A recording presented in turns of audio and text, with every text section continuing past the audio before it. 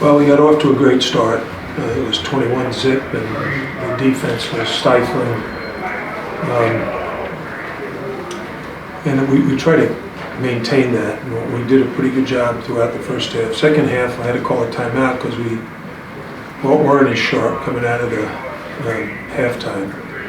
But we regrouped and ended up with a nice 97-49 victory. What do you take from when you're playing an opponent that, I mean, it was clearly a mismatch? What can you gain from that? What were you trying to accomplish during that game? Well, we've spent so much time trying to improve our transition defense, and if you see, they scored 3 points in transition, fast breaks. And when we look at the tape, we'll figure out if it really was us. Did we really do a good job, or did they just slow down? But we defended, we rebounded, we got rebounded in 45-32. But yeah, they were a little bit overmatched tonight. I don't know how they'll be in their own league, but they're a guard-dominant team. And Rod Strickland was a great player. His sons are very good players, and we needed to defend their guards, and we did that. They only made 3 out of 23 attempts from 3, and that'll certainly help our three-point percentage. And all these numbers are very important in Ken Palm. It's ridiculous, but that's, if you can have good numbers, it represents, okay, you must be good. Coach, on the topic of rebounding, you had AJ running out there with Norchad a little bit, and looking towards your matchup against Colorado, they're one of the best in the nation at keeping their teams, their opponents low on their rebounding totals. Is that a lineup matchup that you're looking to, experiment with a little bit more going forward in the season? Which AJ and Norchad.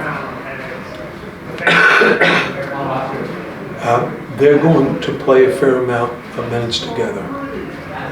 Right at this moment, things will change as we progress, but Michael Nowako subs for Norchad, AJ subs for Matthew Cleveland. So there are going to be times when Matthew's out there with Michael or Norchad's out there with AJ when one of them is resting. So we'll see. I like that AJ rebounded. How many did he end up with? 7, I think. He had 7 rebounds, so yeah, second leading rebounder tonight. That's what we're looking for. The significance of your second year getting extended playing time tonight? Yeah, I kept emphasizing to him, what players tend to think is it's all about playing time. If you give me playing time, then I'll show you how good I am. Where it's really about performance. Play really well, and then you'll earn playing time.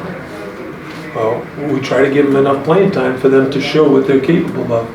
Christian Watson played 15 minutes, Michael Nowako 13, Kyshawn George half the game, AJ Casey 13 minutes, Jakai 10. So those 4 guys, Kyshawn, Chris, AJ, and Michael, I don't think they realize it, but our success is going to be on how well they play. The 5 starters play very well. They play well together. They compete with the other team pretty well. Now, there are going to be times they have bad games, but the real key is what is our bench going to do? Yeah, and on the topic of that bench, Kyshawn had his career high tonight with 13. And I know it's been, an adjustment period of him this season. What's it shown, the maturity and how he's been able to develop, with his game that he had tonight?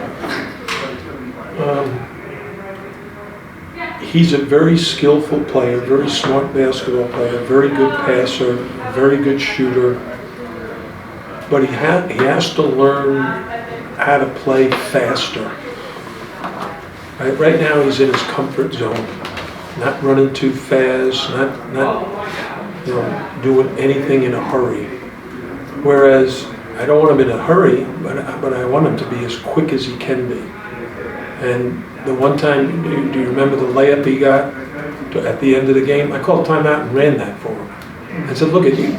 just run by the guy. There'll be no one near the basket. We're sending everybody up. Just run by the guy. What did he do? He shot a lay. He could have done it 3 other times on his own without me telling him, and he slowed down. Oh, we got to get better at it. Is that just more a product of the style that he was used to in Europe? Yes. Or? Yeah. Yeah. He was so young playing with older guys. They'd probably yell at him if he dribbled too much. Couple more? You guys had 16 turnovers on the night. I think you had 8 really early on as a part of that like 21-0 run. So I guess what did you see defensively? What were you doing defensively that kind of made them kind of out of sorts, kind of chaotic, losing control of the ball? Well, we use an expression, 1 man guards the ball and 4 men help them guard the ball. And tonight we did that for an extended period of time, especially to start the game. We didn't let them get easy shots because one of the LIU players beat one of our guys. If he started to beat one of our guys, there was someone there to help him. And that really was the difference. Coach, any memories that you could share with Rod Strickland? I know you coached against him, I guess, when he was that last game in Virginia. You guys are all too young to remember the great Claire B. Claire B was a legend in New York City. He coached at LIU for I don't know how many years, a long time. In 2006, I won the Claire B National Coach of the Year Award. So they even named an award after him. And LIU for a very long time was very, very good. The mid-60s, when I was late 60s, when I was playing college basketball, LIU was still very, very good. When Rod Strickland was in high school, he went to Truman High and played for a guy named Steve Lapis. If you follow college basketball, you know he coached at Villanova, he coached at UMass, coached at Manhattan. And I went up to see him. It was from my neighborhood, from the Bronx. I recruited him, I think, just one day. And I asked Rod if he remembered it. He said, no, I don't remember you. Not surprising because he was such a high-level recruit. When I was at UVA, we were a great team, but he had probably dozens of coaches come in every day because back then there was no limit to how much you could recruit. And he ended up going to DePaul, was a great player at DePaul. Then in the NBA, great player in the NBA. He's still one of the top assist getters in the league. I think he's certainly He led top, the league one year, I think, in assists or something. probably top 20 in the history of the league, which is pretty damn good. And then he got he's been coaching at different places. He worked for John Calipari. He worked in the state at South Florida for Orlando Antigua, and now he's at LIU. It's only his second year. He's got his sons playing for him, so if you look at their schedule, it's ridiculous. They got 18 road games. All right. Hopefully they're making a lot of money. Nigel, congratulations, first of all. Obviously, it was kind of a mismatch. What can you guys learn and gain from and accomplish from a game like that? But yeah, we knew coming to this game that we had some things we need to work on, especially on the defensive end. We made a huge focus the last 2 days of practice, and I feel like we made some improvement today. We were able to run back on defense. We were, especially in the first half, I feel like we played really, really great on the defensive end. It's going to continue to be an emphasis for us. We know we got a really challenging test for us coming up this weekend, so we're going to really see how much of the emphasis that we put in, translates. We play a really good team at Colorado. Thank you. Kyshawn, a career high night for you, 13 points. What's it like being able to see all this work that you've put in this offseason and be able to come into fruition? Well, obviously, I'm happy, but I'm just put in the work every day and try to play my best when I'm on the court. And I'm happy to come out today. Kyshawn, Coach was saying that he wants you to play faster. That he challenged you to play faster, and on that last play that they called a play for you to do that. Is that just, I mean, he said it's probably just a product of, you know, the style of play that you were used to in Europe and how it's different now. Can you just talk about, is that one of the biggest parts of the transition for you? Well, it's a part, yeah. I mean, I was used to play with older people, so the game was a bit slower. And I think it's just about me adapting to the style of play around here and just, you know, yeah, using more of my speed and adapting to the rhythm of the game around here. How do you feel like, you feel like you're doing that more now, like Oh yeah, today? obviously. I mean, I'm practicing every day in practice. I'm trying to use my speed. Like you said, Coach Shaw wants me to, run more, I guess. So, that's what I'm gonna have to do. Getting the extra minutes, especially second half, how much does that build the confidence-wise?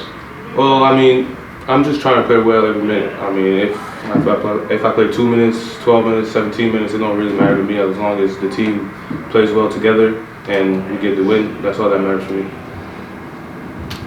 Nigel, how that Kentucky game, do you feel like that was kind of a wake-up call that you guys have locked in a little more after that game? Do you think that game had any bearing on how you guys play now? I just think, it kind of happened to us last year. I remember we played in Connecticut and we lost by almost 20 to Maryland, and then we kind of went on a run after that. So, that early loss is kind of good for you, kind of humbles you a little bit. Really our first away test, especially with that atmosphere, they had a great home atmosphere for us, and it really woke us up. We figured out some things we need to work on. They, really show us the things that we need to focus in on, and we were able to focus on that and get better. Nigel, what was working in the start of the game? Because what was working on both ends allowed you guys to get the big lead? Well, yeah, starting on the defensive end, we got stops from turnovers to rebounds, and we were able to run. And when we're running in transition, that's when we had our best offense, and it translates right into that. I feel like a really good team, especially in transition, and we were able to get those easy buckets to start. And once we got rolling, we never stopped. Nigel, coach is telling us, and he's told us before, the importance of the bench for you guys to have a successful season. Can you speak on that? What you think you guys need from your second group there? Yeah, they're the key to this team. We know the starters are really well, but our bench is going to be huge for us. They're going to see that key time.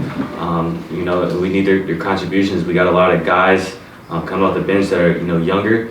But we've seen the improvement from game one to game now, and as we get closer and closer to ACC play, I feel like that's what makes the difference. In a team winning and losing is how good their bench contributes to each and every game.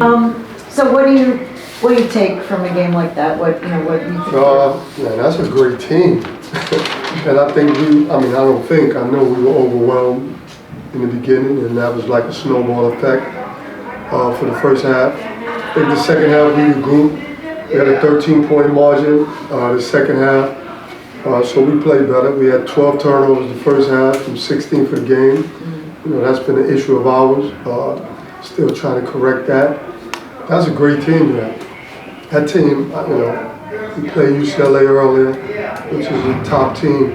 That team there, I didn't think they were going to miss a shot. Guys can shoot the ball, play hard, they're physical. They obviously out physical us. But that's a really good team. Is it just what is it about them, you think? Just the depth? The depth, the fact that they can shoot the ball. That everyone can shoot. The fact that everyone can shoot the ball. Their versatility, they play 5 out, so they have multiple guys who can, do some things. But they make shots. They're athletic, they're strong. They like I said, a really good team. How would you evaluate Norchad O'Meara? He's kind of different from other players, seems. Versatile. Knows how to play the game.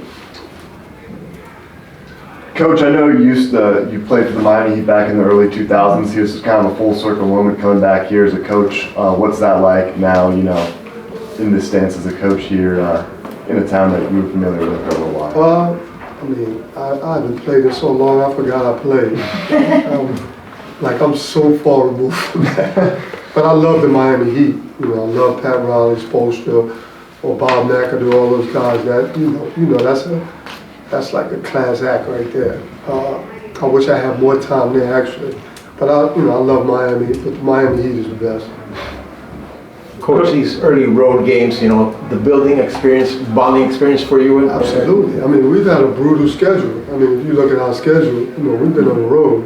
Our first game was home, and the rest have been on the road. And we played some pretty good teams. And we've also been in a situation where we've had injuries. You know, we've gone a month without being able to go up and down as a team with 10 guys. So, you know, we've been on these, we was on the West Coast trip, we was on this trip, and, you know, we're like learning in games. The 2 days here in Miami was the first 2 days in, I would say, a month, at least, that we had 10, 12 guys that we can go up and down. So we still figuring it out. I like the group. You know, we got some growing pains happening. We got some young guys trying to figure it out. You know, we've had some really good moments and we have some really bad moments. But hopefully, you know, these tests, you know, once you start going into the NEC and what have you, you know, these athletes are different. The athlete is different, the size is different. And then the intimidation factor, because we were intimidated in the beginning, you know, and I get it. But, you know, I just wanted to see us fight. I thought we did that the second half. I probably would have been disappointed if we didn't regroup. But that team is, you know, bigger, better, more physical. You know, it is what it is. Coach, you talked about Miami's shot-making ability, but also when they're able to get out in transition, I mean, how difficult is that when they're able to do? It was everything. I mean, I don't know, like, it was everything. That's why I said it's a really, really, really, really good team. I mean, they did it all. They got out in transition, they share the ball, they can make shots, you know, they can finish at the basket. You know, they got some 3-level scores. Like, I mean, that's a high-class team.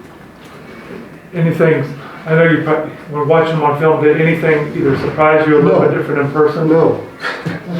No. I mean, I saw it on the film. It's a really, really good team. I know they got, you know, Kentucky kind of took it to them, but, you know, we got the brunt of that, you know, because I'm sure they've locked in since then.